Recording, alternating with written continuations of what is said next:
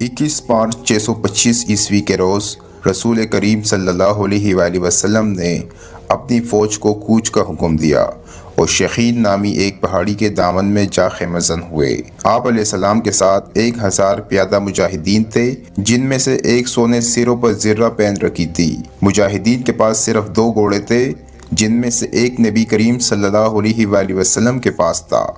اس موقع پر منافقین کے نفاق کا پہلا خطرناک مظاہرہ ہوا، جو غداری کے مترادف تھا۔ مدینہ کے بعض ایسے لوگوں نے اسلام قبول کر لیا تھا جو دل سے مسلمان نہیں ہوئے تھے۔ انہیں رسول کریم صلی اللہ علیہ وآلہ وسلم نے منافقین کہا تھا۔ کسی کے متعلق یہ معلوم کرنا کہ وہ سچا مسلمان ہے یا منافق بہت مشکل تھا۔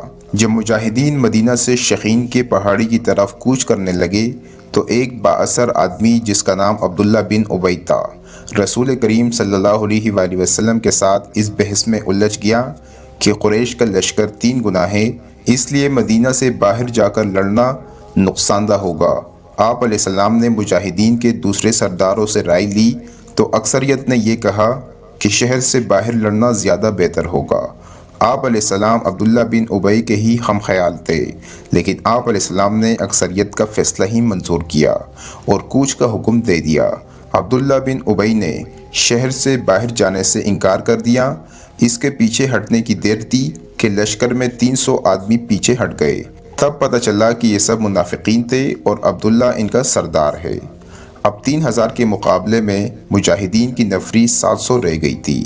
رسول کریم صلی اللہ علیہ وآلہ وسلم دل برداشتہ نہ ہوئے اور 700 ہی کو ساتھ لے کر کوہ احد کے دامن میں شہین کے مقام پر مجاہدین کو جنگی ترتیب میں کر دیا۔ خالد بن ولید نے ایک بلند ٹیکری پر کھڑے ہو کر مسلمانوں کی ترتیب دیکھی تھی اور اس نے اپنے سالار ابو سفیان کو بتا کر اپنے دستے کی جگہ طے کر لی۔ رسول کریم صلی اللہ علیہ وآلہ وسلم نے مجاہدین کو کم و بیش 1000 گز لمبائی میں پھیلا دیا۔ پیچھے وادی تھی، مجاہدین کے ایک پہلو کے ساتھ پہاڑی تھی، لیکن دوسرے پہلو پر کچھ نہیں تھا۔ اس پہلو کو مضبوط رکھنے کے لیے رسول کریم صلی اللہ علیہ وآلہ وسلم نے 50 تیر اندازوں کو قریب کی ایک ٹیکری پر بٹھا دیا۔ ان تیر اندازوں کے کمانڈر عبداللہ بن جبیر تھے۔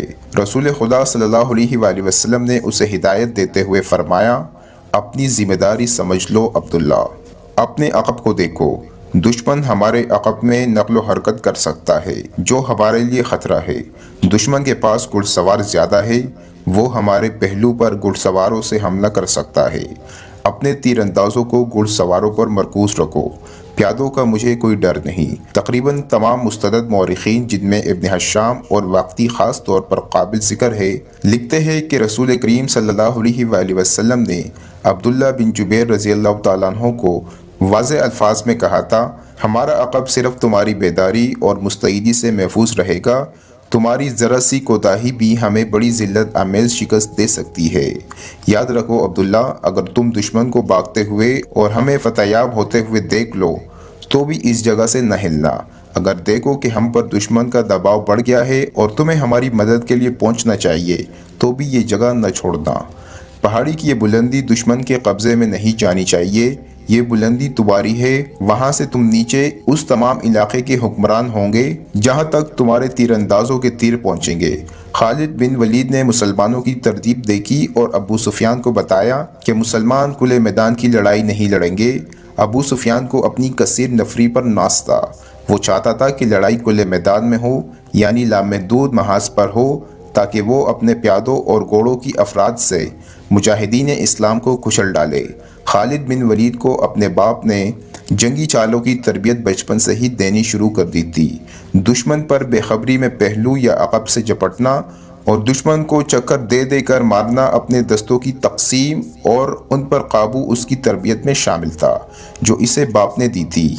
اس نے تجربہ کار سردار کی نگاہوں سے مجاہدین کی ترتیب دیکھی تو انہوں نے محسوس کیا کہ مسلمان فن حرب کی کمالات دکھا سکتے ہیں۔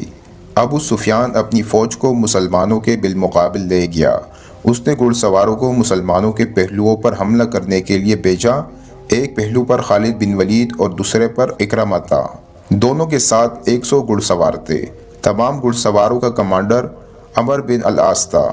پیادوں کے آگے ابو سفیان نے 100 تیر انداز رکھے قریش کا پرچم طلحہ بن ابو طلحہ نے اٹھا رکھا تھا۔ اس زمانے کی جنگوں میں پرچم کو دل جیسی اہمیت حاصل تھی۔ پرچم کے گرنے سے فوج کا حوصلہ ٹوٹ جاتا اور بگدڑ مچ جاتی تھی۔ قریش نے جنگ کی ابتدا اس طرح کی کہ ان کی صفوں سے ایک شخص ابو عامر فاسق آگے ہو کر مجاہدین کے قریب چلا گیا۔ اس کے پیچھے قریش کے غلاموں کی کچھ تعداد بھی تھی۔ ابو عامر مدینہ کا رہنے والا تھا۔ وہ قبیلہ اوس کا سردار تھا۔ جب رسول کریم صلی اللہ علیہ وآلہ وسلم مکہ سے ہجرت کر کے مدینہ گئے تو ابو عامر نے قسم کھائی تھی کہ وہ آپ علیہ السلام کو اور تمام مسلمانوں کو مدینہ سے نکال کر ہی دم لے گا۔ اس پر ایک بڑی ہی حسین یہودن کا اور یہودیوں کے مال و دولت کا طلسم طاری تھا۔ یہودیوں کے اسلام دشمن کارروائیاں زمین دوز ہوتی تھی۔ بظاہر انہوں نے مسلمانوں کے ساتھ دوستی اور فرمانبرداری کا معاہدہ کر رکھا تھا۔ ابو عامر انہی کے ہاتھ کٹ پتلی بنا ہوا تھا، لیکن ان یہودیوں نے اسے قریش کا دوست بنا رکھا تھا۔ اب مجاہدین قریش کے خلاف لڑنے کے لیے مدینہ سے نکلے تو ابو عامر قریش کے پاس چلا گیا۔ اس کے قبیلے اوس کے بہت سے آدمی رسول کریم صلی اللہ علیہ وآلہ وسلم کے دست مبارک پر اسلام قبول کر چکے تھے اور وہ قریش کے مقابلے میں صف آرا تھے۔ رسول کریم صلی اللہ علیہ وآلہ وسلم نے اسے فاسق کا خطاب دیا تھا۔ ابو عامر فاسق نے کہا، اوس کے غیرت مند بہادروں، تم مجھے یقیناً پہچانتے ہو، میری بات کو غور سے سنو۔ وہ اپنی للکار کو پوری نہ کر پایا تھا کہ مجاہدین اسلام کی صف سے قبیلہ اوس کے ایک مجاہد کی آواز گرجی، او فاسق بدکار، ہم تیرے نام پر تھوک چکے ہیں۔ خالد بن ولید کو وہ وقت یاد آ رہا تھا۔ مجاہدین اسلام کی صف سے ابو عامر اور اس کے ساتھ گئے ہوئے غلاموں پر پتھروں کی بوچھاڑ شروع ہو گئی۔ مورخ لکھتے ہیں کہ پتھر برسانے والے قبیلہ اوس کے مجاہدین تھے۔ ابو عامر اور غلام جو مجاہدین کے پتھروں کی زد میں تھے، ایک ایک دو دو پتھر کھا کر پیچھے بھاگ آئے۔ یہودی مدینہ میں بیٹھے لڑائی کی خبروں کا انتظار کر رہے تھے۔ جس یہودن کے طلسم میں ابو عامر گرفتار تھا، وہ اپنی کامیابی کی خبر سننے کے لیے بےتاب تھی۔ اسے ابھی معلوم نہ تھا کہ اس کے حسن و جوانی کے طلسم کو مسلمانوں نے سنسار کر دیا ہے۔ ابو عامر فاسق کے اس واقعے سے پہلے وہ عورتیں جو قریش کے لشکر کے ساتھ گئی تھی، لشکر کے درمیان کھڑی ہو کر سریلی آوازوں میں ایسے ایسے گیت گا رہی تھی جن میں بدر میں مارے جانے والے قریش کا ذکر ایسے الفاظ میں، ایسے طرز میں کیا گیا تھا کہ سننے والوں کا خون کھولتا اور رونگٹے کھڑے ہو جاتے۔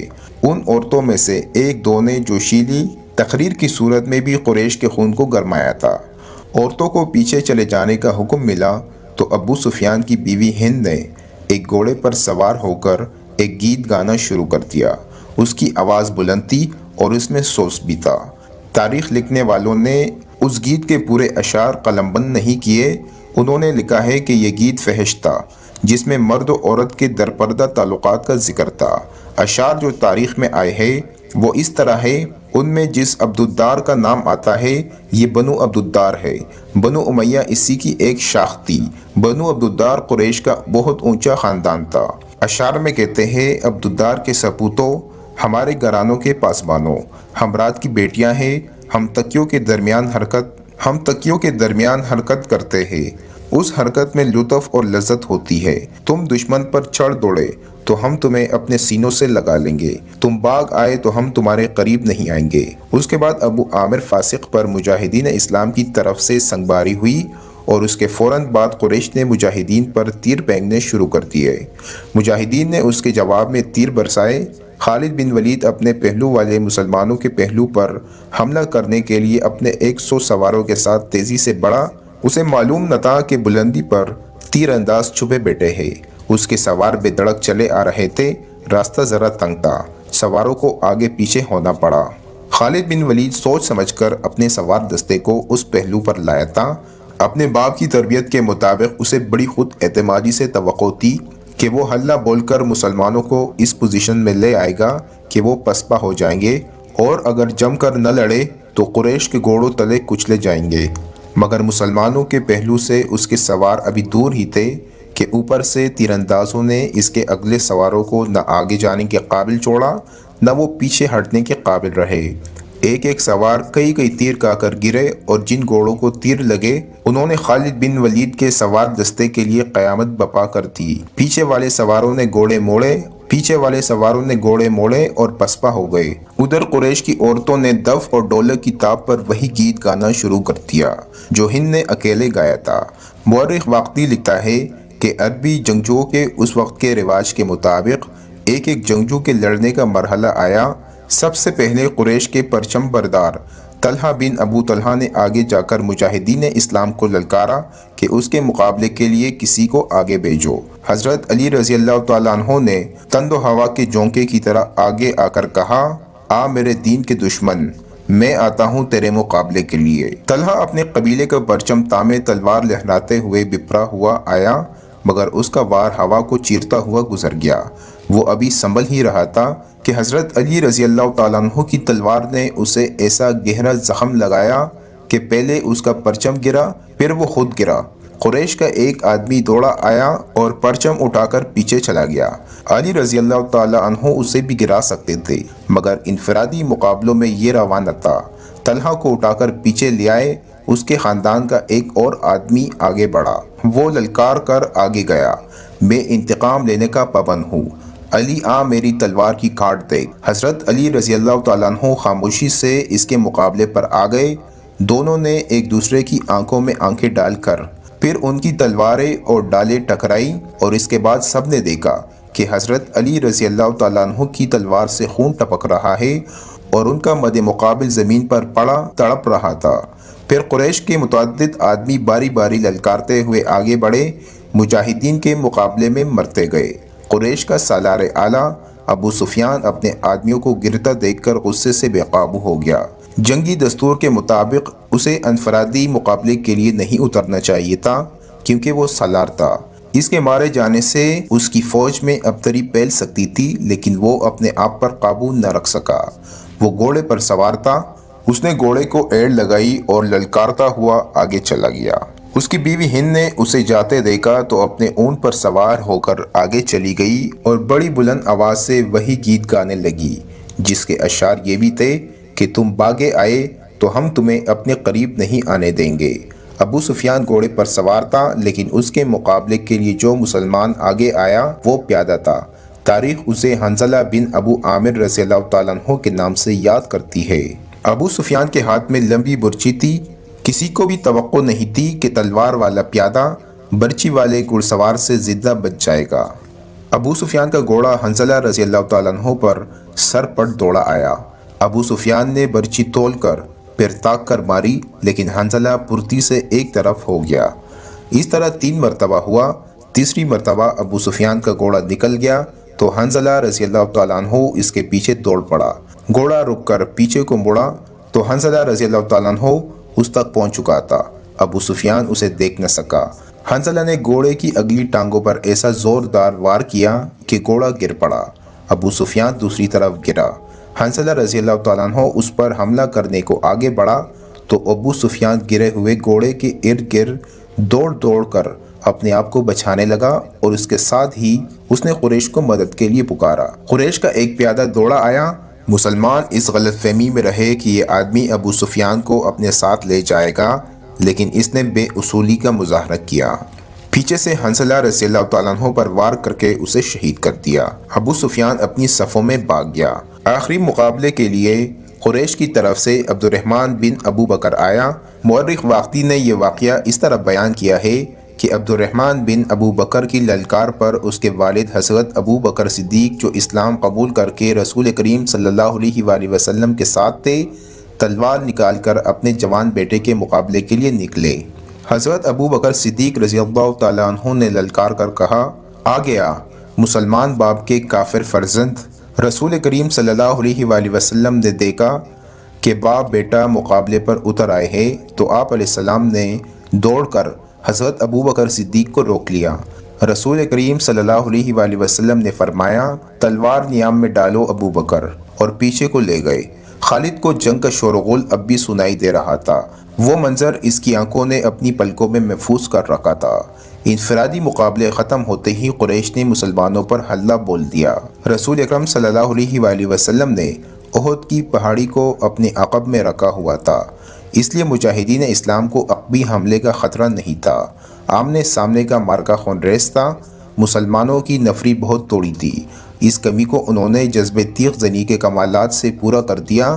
اگر قریش کو نفری کی افراد حاصل نہ ہوتی تو وہ مسلمانوں کے آگے نہیں ٹھہر سکتے تھے۔ وہ نفری کے زور پر لڑنے لگے تھے۔ خالد کی نظر رسول کریم صلی اللہ علیہ وآلہ وسلم پر تھی۔ آپ علیہ السلام ایک پہلو پر تھے، یہی پہلو تھا جس پر خالد بن ولید کو حملہ کرنا تھا۔ اب کہ انہوں نے اپنے سواروں کو یہ حکم دیا کہ وہ گھوڑوں کو سرپٹ دوڑاتے تنگ راستوں سے آگے نکل جائے اور مسلمانوں کے پہلو پر حلہ بولے، مگر عبداللہ بن جبیر کے پاس 50 تیر اندازوں نے سواروں کو اس طرح پسپا کر دیا کہ وہ چند گھوڑے اور زخموں سے گراتے ہوئے گھڑ سواروں کو پیچھے چھوڑ گئے۔ مارکا عروج پر تھا۔ صرف ایک آدمی تھا جو لڑ نہیں رہا تھا۔ وہ میدان جنگ میں برچی اٹھائے یوں گھوم پھر رہا تھا جیسے کسی کو ڈھونڈ رہا ہو۔ وہ وحشی بن حرب تھا۔ وہ حمزہ رضی اللہ تعالیٰ عنہ کو ڈھونڈ رہا تھا۔ حضرت حمزہ رضی اللہ تعالیٰ عنہ کو قتل کرنے کے اس کے لیے 2 انعام تھے، ایک یہ کہ اس کا آقا اسے آزاد کر دے گا، اور دوسرا ابو سفیان کی بیوی ہند کے وہ زیورات جو اس نے پہن رکھے تھے۔ اسے حضرت حمزہ رضی اللہ تعالیٰ عنہ نظر آ گئے۔ وہ قریش کے ایک آدمی سبا بن عبد العزیٰ کی طرف بڑھ رہے تھے۔ عرب میں رواج تھا کہ ختنہ عورتیں کیا کرتی تھی۔ مورخ ابن ہشام کے مطابق اسلام سے پہلے ہی عربوں میں ختنے کا رواج موجود تھا۔ حمزہ رضی اللہ تعالیٰ عنہ نے جس سبا کو للکارا تھا اس کی ماں ختنہ کیا کرتی تھی۔ حضرت حمزہ رضی اللہ تعالیٰ عنہ نے اسے للکار کر کہا، اے ختنہ کرنے والی کے بیٹے، ادھر آؤ اور مجھے آخری بار دیکھ لے۔ سبا بن عبد العزیٰ حضرت حمزہ کی طرف بڑھا۔ غصے سے اس کا چہرہ لال تھا۔ وہ تلوار اور ڈال کی لڑائی کا ماہر تھا۔ حمزہ رضی اللہ تعالیٰ عنہ بھی کچھ کم نہ تھے۔ دونوں ایک دوسرے کے قریب آئے اور ایک دوسرے پر وار کرنے لگے۔ دونوں کی ڈالیں وار روک رہی تھی۔ وہ پینترے بدل بدل کر وار کرتے تھے، لیکن ڈالیں تلواروں کے راستے میں آ جاتی تھی۔ اس وقت وحشی بن حرب جھکا ہوا آہستہ آہستہ ان کی طرف بڑھ رہا تھا۔ اسے زمین اور جھاڑیوں نے اوٹ دے رکھی تھی۔ حمزہ رضی اللہ تعالیٰ عنہ اپنے دشمن کی آنکھوں میں دیکھ رہے تھے۔ سبا کے سوا انہیں کچھ بھی نظر نہیں آ رہا تھا۔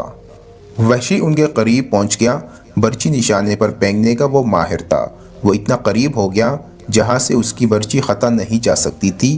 وہ اٹھ کھڑا ہوا اور برچی کو ہاتھ میں تولا، پھر اسے پھینکنے کی پوزیشن میں لایا۔ حمزہ رضی اللہ تعالیٰ عنہ نے حضرت حمزہ رضی اللہ تعالیٰ عنہ نے سبا پر یک کے بعد دیگرے تیزی سے 2-3 وار کیے۔ آخری وار ایسا پڑا کہ حمزہ رضی اللہ تعالیٰ عنہ کی تلوار سبا کے پیٹ میں اتر گئی۔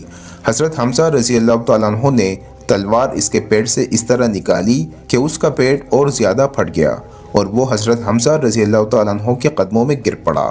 حمزہ رضی اللہ تعالیٰ عنہ ابھی سنبھلے ہی تھے کہ وحشی نے ان پر پوری طاقت سے برچی پھینکی۔ فاصلہ بہت کم تھا۔ برچی حضرت حمزہ رضی اللہ تعالیٰ عنہ کے پیٹ میں اتنی زیادہ اتر گئی کہ اس کی انی حضرت حمزہ کی پیٹھ سے آگے نکل گئی۔ حمزہ رضی اللہ تعالیٰ عنہ گرے نہیں۔ انہوں نے ادھر ادھر دیکھا، انہیں وحشی دکھائی دیا۔ حمزہ برچی اپنے جسم میں لیے ہوئے وحشی کی طرف بڑھے۔ وحشی جہاں کھڑا تھا وہیں کھڑا رہا۔ حمزہ رضی اللہ تعالیٰ عنہ 4-5 قدم چل کر گر پڑے۔ وحشی ان کے جسم کو ہلتا جلتا دیکھتا رہا۔ جب جسم کی حرکت بند ہو گئی تو وحشی ان تک پہنچ گیا۔ وہ شہید ہو چکے تھے۔